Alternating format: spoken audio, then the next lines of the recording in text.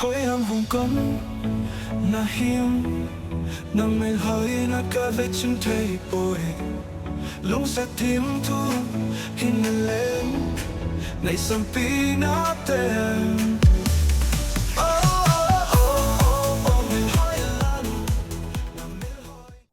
Hello Sobde, welcome back to EIMI THUSIM. Tuni hin amasa inanga zingo EIMI THUSIM writer James A. Konin NUPA HINKHO kiti THUSIM chu in ngai khom kit diwa hisin abula para chaina chan in ngai ladin tim na kahin nei thumakai leise HINKHO khatse bo inei sung wahin mihim jo sin aki ngai Japan chu in sung nom chu a hi pedin hin la kim kana ding chum in sung nom hitalawa NUPA ki ka HINKHO nom lo mi ko ma se the lon khana HINKHO mangjong da lo hi alang khana kim khana ding chun ki pa na jing bo to zong da kit lo hi ai hin ase lo le pha lo bangin in sung anok mo ting ki tha ase ma su no ngai ti chu ai pe ne a hi le hi bang chun tu ni zong hen ki lung sin HINKHO ki chena ki mul so zuwa ki khen na kol ni so a ichi a ko na mung ki tha zang go ma in sung nom hin sim do THUSIM khat anangai khom ki do te ai le phon nga so lovin THUSIM chu pam taw te ke hi kanewa ki patna mi ngai lut chang khat kan hi na ba na kin zong anei lo te le chaka te kan ngai lun hi ji chun mi ngai lut chong kan ha chan ne hi ko sunga nu le pa te chun sat new nang hi mi pata na hi na ba na jipa hin ki mu in lang hung wang phajing tango 80g in hi le ke zong mi nu le mi pa ho tu se hi ji chun kan ki pa ji le in atu se ho chu bui hlungin te tin zong kan ki nem ji le hi a hin in sung gen thei te ka hi je chun mi bangin le kha zong kan sim sang zo pon hin la le kha kan he lo wang chum ko sunga mi pi thing ho phat thei po na zal chum jipa ki mu nan de kan tin ke zong ki pa ta le ki nem ta chum kan si na hi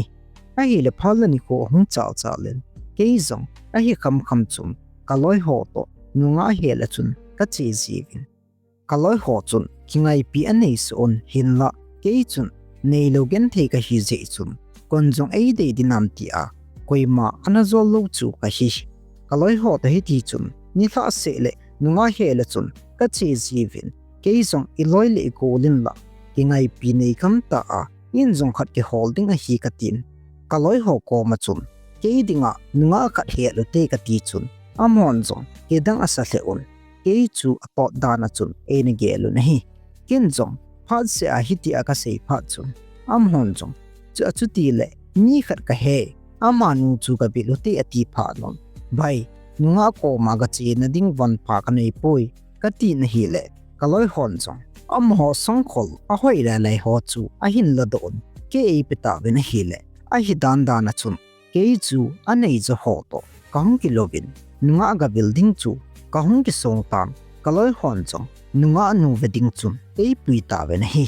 e chun ken chong nu mei nu chu ka ven hi le pai ka sa na ba na chun kalung chong asin hin la ama nu te chu nei le go wa in cheng ta le thasam lo he la ho sakte hi ji uchun ke zong kaloi ho ko min bai a hi hi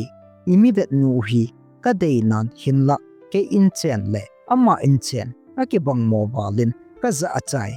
in zo le ki zum so khan te ka tin kaloi pa kom chun ka seitan hi le kaloi pan chu bai EIPGEN ki som ham tu le pa ten itin na sei jiu me lung se nin haw le bai khen pui atiu chu hai mil he in ama na lung se na nangin na lung se le anwal hun jong le chun EPC am a hin tin e chun kin jong bai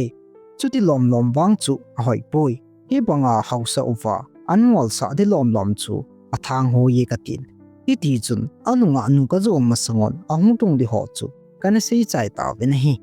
a hi le ni khan hi kaloi ho la ke jong am ho ina chum som ka leng ta ven hi le nunga nun jong e o te ho ki phatlam sa a inan hung wa lu ji ngovin ipilungel ngai to a hung na hiu kham a hin ti chum kin jong nunga nu ka zo lo lai bang chum a kampau dan chu hoi ka san kalung sit na banin kalung sit che in ka dei chom hle na hi kaloi pan jong ipikin kho ta azong hilo pia gol sang nunga koma akilian le ipz hi heading chu asa atha hitai ahinkin a hi le hi chun nunga nun zong kipatlam sa he ote ho ipi hi le iki ho masang ovin nom naw namin ho nei se pi tawago ati chun kaloi panzo hilaya topa kaloi pa san neu khun nang na hin monia kipat a chu na hin lungvila le tunia hi na kom ko hung pha za bhi tin kahin seitan hi le nunga nun zong kate he o kipatlam sa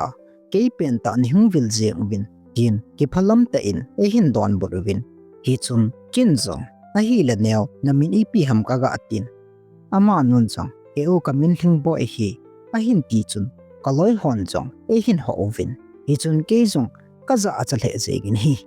a hi le ke ho zong hi ti chun nomin ka ke ho limon nom ka sa the on zan hung sot pha chun ke ho zong in langa ding chun ka hung ki le ta wen hi ke zong chinia ki pot na chum thing boy chu lung sit melin ka hin mon chule lungzong ka hin lung sele in pasal khat hi nan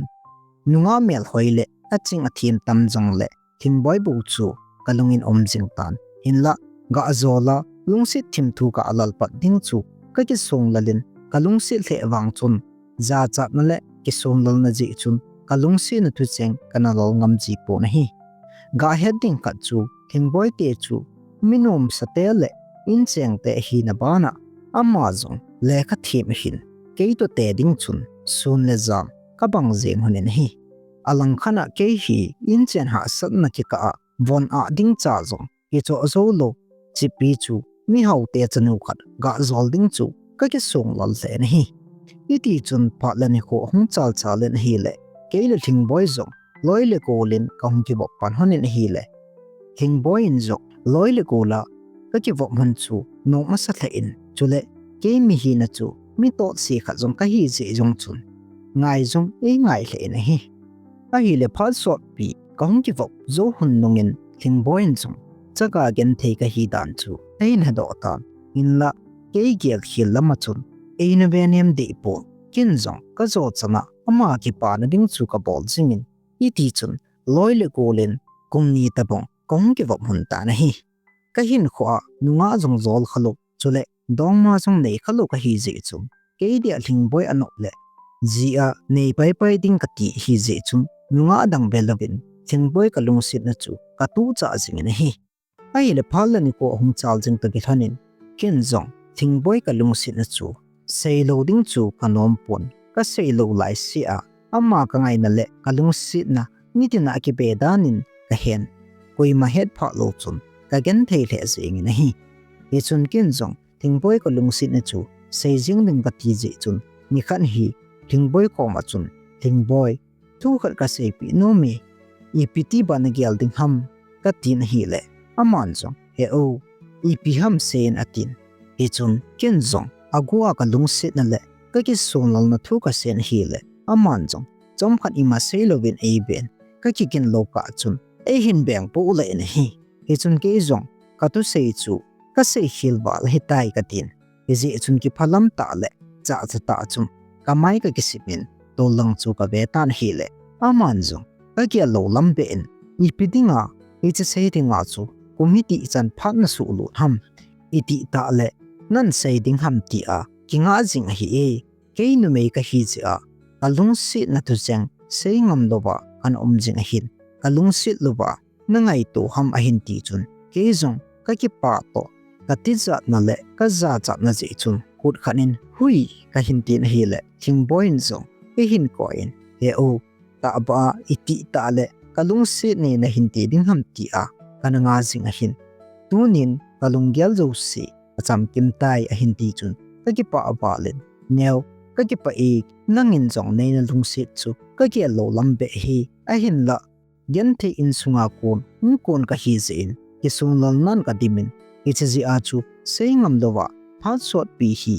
agua nang ngai pul kana do hi ka tin ichi ni a kon chun ilung sit hin ko chu ka hin mang pan hun ta na hi a hin la ke chu mi gen thei te ka hi ji chun thing boy nu le pan ka ki ngai huna ka ki chen hun ding chu ana phat sa hun pon hi ji chun at be kom le thing boy a pho ji hunin abang kom le avo lo ji hunin abang kom le ke ko ma achano hun ke dia aphal hun lo dan thu ase ji hun na hi ke ni zong ni ti chun gen thei ta in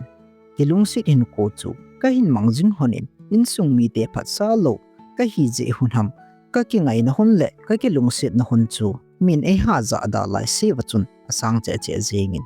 phal la ni ko kum le tha zong ahung chal to thonin ling boy to ka ki ngai na hun zong kum thum hung ling tan i chun ke nin zong lung tup mol so a Christian in sung sim khom ding chu lungel ka nei hun tan nu le pa te ko ma sia thing boy ga do pi diu lungel ka hin nei tan a hi le thing boy in zong he o chi chu bol hi be in kanu le ka pan he no le he pa ho chu azum so be tu hi chu le e ni zong i ki khen lo hun ding a hi i ji chun i ti hin ki zam tho jing ta hi te a hin ti chun kan ne wa ki pa na pathin anga kan ki tep na chu ka hin gel do in jinei ding hi ta zong le nei lo lo wa golwa thu pi ta hi zong le bolding ka ti chu ka hin ki gel do in nyaw a hi pu i pi hi le tu le be ho hin sol pho in e chi a chu a ki doi lo le i pi ba i lo di ham na sei bonga chu i bolding hi tan te ka tin hi le aman zong he nge he o na sei se hi tan te ate tai e chun ken zong ni tha in kanu le ka pa ko ma thin boy to ka ki ho hun na thu chu ka se na hi le ka pan zong ni ti a chu na ki ge sa hun hi ta le ni pi ba i lo diu ham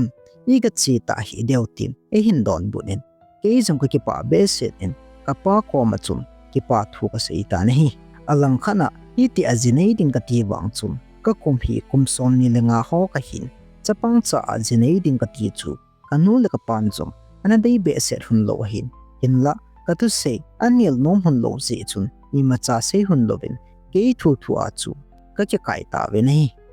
a jing hap ta in kanu le ka pan chum tu le be ho ki pui hunin zubel khelin chabel ki do hunin thingboy dong ding chun anga kon do ta ve nei kin zong ina chun kanu le ka pa ti hon ki pa na ding thu a hin po ding ven tin ki nem ta in kananga jing lai in kanu le ka pa ho chong ni thla in ahung ki le ta vin a hin koi ma sang a pau pu no po vin hi le ke zong kalung adong in he chun ka pa ko ma chun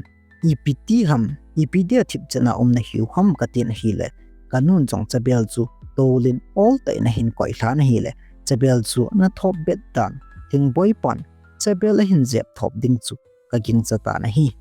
hi chun kanu ka pa te ho thing boy te in leitu la thun wa chu thing boy pan koi ma na hu sung lu thelo de hi a hin tin thing ki khana chun ana chang na hi in la ka pan jong chi a ki chi nga la tin aga sung lu nen hi le thing boy pan jong ka pa chu a hin son tham kanu chabel dop chu tol se na nei pin chabel chu a zep thop ben hi iti a thing boy pan kanu le ka pa te ho iti a bol je chun am ho zo in sung thalovin ja chata chun in lang hong ki le ta ben hi iti a thu ka za pha chun ke zong ka thang atom len iza ki bol nei kham khatin eng sit hu sana chun ichini ma chun thingboy ka pui do ding chun ka ki kong do in thingboy te in lang chu ka zon pai ta na hi a hi le amun ka ka thun chun ke zong thingboy te in ka mo lu ding chu num ka sa lo ze in ko sunga chapang khat chu agu in thingboy ka ko sa ta na hi le thingboy zong hung do in hi chun thingboy chu ka pu te kholanga thing thang langa ka pui do in ka zam pi ta na hi a hi le hi ti a ke ni zong ka ki zam hun pha chun kanu le ka pa te ho zong ngaplal sa chun ke phong ding chun aga che ki ta ben hi le thingboy pan zong ana lu sa lovin le to la chun anna ki holi pi tho ki nin chuti aka chanu ni ki pui mo hi le jing pi ta a ama ni zauna nong ki phon do lew athu hun ki sei thelo ding hi tin tu pi hin nei tan he chun ka pan zong alo thelo chun ke ni zong phone hin bo thonin athu dan chu e hin he sa hon ta na hi he chun ken zong thingboy to ki chen na thei ding a hi pot le tin thingboy ka puin in langa chum aga na thei penin ka ki le hun ta na hi a jing ni ko hung thun pha nen ke hon chong thingboy pan a sei bang chun jing pi ta chun thingboy te in ka zon ta pin amun ka ko thun thun chum ko sum go thang pe to thingboy nu le pan e nga tho ta ben hi le ke zong le tul ka thun thudon aga na thei pe na din thingboi le ke chu achom che in e kai khan ta vin athil dan chu ka vet le e khan go zo an hitan e chun thingboi in zo e lung set hi ji chun ki tom do in ke kom lang a hin dal jing ta na hi le amanding a ke chu tho singon kin song thingboi khu chu ka tu manen ka tu cha bet jing le kanun zong kom chan hun abet le apu zo pun ama zo hongin thingboi chu i hung chu hu in hi ti chun ka ke chu ta ben hi le hi pet ta chum gol lang hon ka khun hin che mun a bangin ka ti chung a je mun e ke chu tho ta ben hi le hi chun thingboi in zong e pa lung sit te in nei hian hun hi in ka u zau lovin ke hing zo po nge tin thasita chun akamin e o nei tha hi be in tin kamai chu aven aka tho jeng tai e chun kin chong thingboi ka lung sit le awangin gol lang hon e zep naw chu ka tho lal falin thingboi khut ka tu chu kana tha khata na hi le thingboi chu in sunga chun akai lu duvin ke zong fo tan e von pam langa chun e son don get a ki kam ta ben hi e chun ke hon chong bol thei dang ka nei lo pha nun lung nom mo ta in lang ka hung ki le ta ben hi ti a thingboi in ko ten e bol naw chu khosung mi te athang o tom hle un upa ho chun boy ke zanin lang na dam thing ting le ni ka pui tho tho di hi chu ting le chum koi ta bom na chunga ko sha om wa hi le ke ho to ka ki tham deu hi tin alle ni chun e la mon na hi hi chun ke song e ha bo je chum ka tho la len hab ta ni lang chu lup na chunga chum tho thei lovin ka ki zamin ka ki zan ta na hi a hi le hi ti a hab ta khat set pi ka ki zan jovin ke zong ka hung dam do in ka hung do in hi le ani tha in aloi pasal som lang ka ko men a hungon bai hungin tu ni tha hi thingboi na lungsit mong le i ka pui de hi ven all mo hin mizo sin na ki pan hoding a hitai nang ni na pot hun nunga in sung hung bulu ule lei tol zong a chot man lo diu ke hon bol the na ana bol ta vengi ati pha nun ke ho zong thingboi pui do ding chun ani be chun na chun ka kon ki do ki ta be na hi a hi le wang phat pin thingboi song dukana che dinga ahung po to ka tu kha chen ki hon chong in langa ka hin pui ta be na hi ajing ka ma te in kaloi hon a sei bangon thingboi in sungi te le ako gu lang ho ka inu ahung bulu un i chun ko sungwa upa hi hen go sang hi zong le ka inu chu a hin dal khum ta be na hi le hi chun thingboi in sumi ten bol thei imadang nei ta lovin in langa ki le ta be na hi ti chun ki ho zong ki phonga che di lovin ti chun ko hung cheng khom hunen ki pa ata chun HINKHO ka hin ma hun ta na hi ke ni zong nu le pa de lo na hu sana ki cheng ka hi je hun ham chule thingboi pan phat the e bu hun lo je ham phat sot pi hi naw sen nei lo chun kam hun tan gen the ha sa te ka hi je u chun ka ki zen zo hun pon kin ka gyal thu pi pen chu laigil ka sa ki ne hi zong le ka ji to ka ki lung sit hun po le a kho phoi tin ka ki hliam ta na hi ai le phol ni kho hung chal chalin kum nga zo hin pathin lung sit na jal chun chanu laigil ka khat ka hin nei honen hi le ke ni din chun in khu anum chum de isen hi alang khana kum phabe pi chanei lowa kan zo hun nunga cha ka hin nei hun chu ke ni din jong ka ki pa lo hun asang de isen hi ai le phol ni kho hung chal chalin naw sen jong kum khat la ke ho hung ni tan gen thei te ka hi je chum at ve kum le an chang ne ding zong ka nei lo ko mu zong hum sin iti a ne ding om lo ting le ting boin a lo thei lovin in sa in thang ko ma an chang ne ding aga thum sin at ve kum le ting boy to gen thei wal je chum ka hung ki ho ngi mo ji hun tan abang khat le ting boin nang to ki cheng lo hileng tu a kanu le ka pa ko ma nom sa ta ki cheng ta ding a hin ti ji ting le ke jong pasal hi na kalung hu hang do sin abang le ut hla khalo pa chum ka hin hla ji ta na hi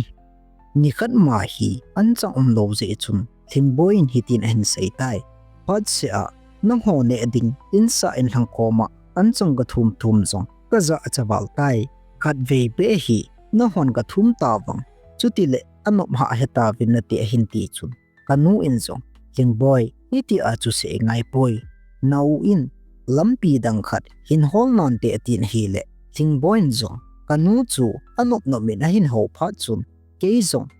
kitim zo lovin thing boy chu ka hin vatan hi le thing boin zong gilkil dang cha tho to no ho khot gu tho ding tu a ka in wa ka ke le ding hi ta hin ti chun ke zong kalung hang walen ke le tang tu ma chun ke le tang ka tin hi le ama zong akap pum ma chun apot do tai ni tha lang zan hung hi tam nau sen zong ahung dang cha tam anu athangai sin ahung kap pan ta na hi le kin zong nau sen po to thing boy hu na ding chu ka ve zing na hi a hi le hi ti a nau sen a ka zing pha chun bol thei dang i mala ka nei ta pon upai hello manin tui ko om lum pi in hi chu ka chep sa ta na hi a jing ni khu in zong thing boy hung lo phat nin ina chi ta be hitan te ka tin nau sen to thing boy ko ding chun ka chi tan hi le thing boy nun in sung zong sung fa sa lovin e hin dal mang tho tan chu pha nen kin zong sei bedding ball bedding ka nei lo je chun kanu le ka pa ka ga het sa tan ama nin chung tu le be ki pu hunin thing boy chu aga ko ta fin a hin sol de po wen hi ti chun phat se in thing boy ko wa chun ka chi jin tan hi le thing boy zong no ho ko ma ka chen che na an ka ngol sangin thi ma kanom soi tin a hin sei tan hi le ke zong ka tha se be se nin sa se ta chun in lang ka hung ki le tai a hin nau se nin zong noi a chep lo na a hung so je le tui salum ka chep sa je chun nau sen zong a hung dam mo tan nau sen jan na dinga sum ka nei lo je chun nau sen ka ko ma a uma a thi sangin ka tin thing boy ga pe ding chun ka chi tan hi le thing boy te in lei to la chun pon bu ni ki songin kin zong ko thang na tong ho khat ko ma chun i pe thu uma pon bu na so ham tin ka dong in hi le mi khat pa chun jing le thing boy gol tha a bol ding hi tai tin na hin don punin i chun kin zong sei ding hello chun kanau sen dam lo ta chun kap pumin in lang ka hong ki len pasal ka hi wa angin ka thil to ho ka gel le lamdang zong ga san ka hin kho chu thasit na le kanan adim zing ta na hi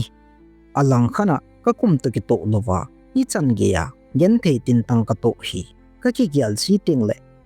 ke ka ki dei mo zin ka hin khwa khat ve be nop ki salova mi le zinga ka hin pu ka hin man cha chu ka gyal si le ke angol bongen ka ki ho le bin ka kumin jong to lova i pidinga i ti a hi gen thei na le ti so na zing ka to hi tam ke dinga ki pan ding lo hi tam tin agu achun ka kap jing ji ta na hi alang khana nau senin jong adam lo chu a tho lol che tam zan pung som na khat cham kinga lo ba chung a kap tan kin song i pi ka lo wang chung a bi the ta pon upai lovin ka lu pi tan hi le zan khang kim dan na chung nau sen chu ka ahung kip chanin kin song nau sen chu i mui tan te ka tin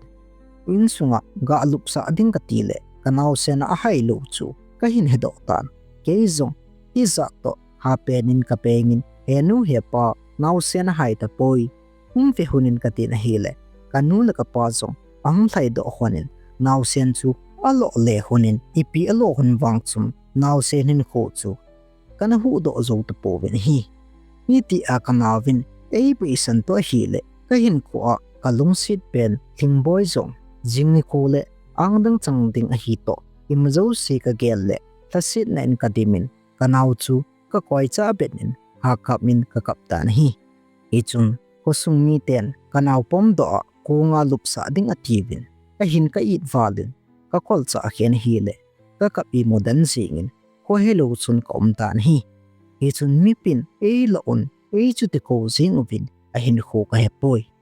i pe ta chun ke zong muthim la khana thumthleng fa la pha be phi ka mu in ka mang ta bong ka ta bongin ka dal le na hi i pe ta chun he o tin me khat o ka san ke zong ka ki he la koi ma ka mu pon hi zo chun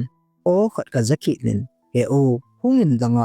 uya che ding ki ko na him tin a o chu ka ngai le thing boy o hin hi chun a o hung na lang chu ka zui le mun nom ta khana hin thing boy e na nga in a khut a hin za me na hi Ichun keizong kahung khang do in ka vet le thingboin eina tu a eina ko chu an hi dan chu thingboin zong naw sen be thu aza azia chu ama zong aziding pa to ahong hon le ke ka chu ti chu e tu kha chet huna hin ko khang an hi da na hi a hin keizong ko ka hin he na thingboy mel ka mo chum kalung ahang zo in naw sen kom zong nai lut sa alabin ka khamin ka ki tom za zeng na hi le aman zong mila ata chum to la thum adila sun thaseta achum kapumin he o nei ngai da min lang kat vebe naw sen mel nei mo sa in a hintin ken zong nangin chana nei poi kazi zong na hi poi na chunga a hi chan ge ya gen thei ka hin tho nuwa hiti a nei da tha a hin naki oiza nei da tha chu ipidinga tu chu he o ni hu ti ham agan na thei chanin pot do in katin hi le ama zong a ke si le thasit na chun to la chun a to hlam a chu ti ka jeng pam tom pon dinga kain ge chai pon chu ka ko men hin koin e o chi tangi na ngai dam chang zo loading hi ta hen lang na kamin sei do ta hi zong la chun ngan lung thim be in nei na ngai da min o he o tin chu zo vin naw sen long lup na lang chu vel boy na nu chungin ta se hi tang o na nu lung molin na hin to pi the ta hi zong le na pa in na to pi nai boy ka chungin ta se hi be tango tin ka pumpuma chun apo do ta hi ti chun kin jong kalung sit pen thing boy apo do chu kaga ven hi le ke a kona agam na che che chu kamun hi le ke jong thasi ka kisan i ma cha sei thei lopin kanau the kong chu ka kolen ka kap jing ta hi le thing boy jong ko chan chu a hin ven aban che be thei ta lopin ading dan jing ta hi itia ka ka jing phat chun ama jong gi tim zo ta lovin ka kom na hin dalin e hin tu in e o na da ha ta pongi nei ngai da min na lo nei lo tan na ko ma konin pot ta pongi tin ka ngonga chun a ki loisin a kap tan hi le kin zong ka nau sen ti kong chu ka kot lang khanin ka kolin khat langin ka lung sit pen thing boy chu ka koi danin mi li ba chu chunin ka chu ti ka jing han ta na hi hi chun thing boy nu le pan chong kom chan hun chu ave hunin hi le itim zo lovin e hin dal lun hunin boy kanau ke ni thep mole he them lo se a i chan hi su lo hi tai nei ngai dam hunin tu ni akunin nang ni su khenna din ima bol hun ta po ngi nei ngai dam hunin kanau tin achuti ka hunin zan i munofin kanau long chu ato khwa pi hun sengin hi azini kho chun naw sen chu ka koi don thingboy nu le pan chong wo cha athat hunin naw sen chunga pan hin le zo si chunga ki pa thu se na le ke ni chung le ka in sung mi te chunga a bol khil hun zo si ngai dam athum hunin ke ni zong zangop na e nei pai hunin i ti chun thingboy to chum ka hum cheng kompan kit hunin hi le ke wa na le in chen da ha sa zet ji chun thingboy nu le pan chong e hin kho sa hunin thingboy zong government ozana to a bol pi hunin alang khana ke zong skula chowkidar le school bus tol din a bol pi hunin nichia kun chum in chung bai cha la gen the na hung be so in kum thum jobin chapa thum le chanu ni kane hunin iti chum masanga gen the na homilin nomin ka cheng ta be na hi hello so bite hi chan hin to chim cho ke chai tan ichi to sim hin sut pi over so pi James KIPGEN EIMI THUSIM writer chunga KIPATHU sang ta kain phong na bana ichi to sima sut khil sei khil bol khil au makha le we were on en he thien ti bin tim na kan ye chule aban lang le van noi hop ni a ke khen dam la ko ki te ki ti in ngai khom ki di hi ji chun like share la subscribe bol pumin ananga jing te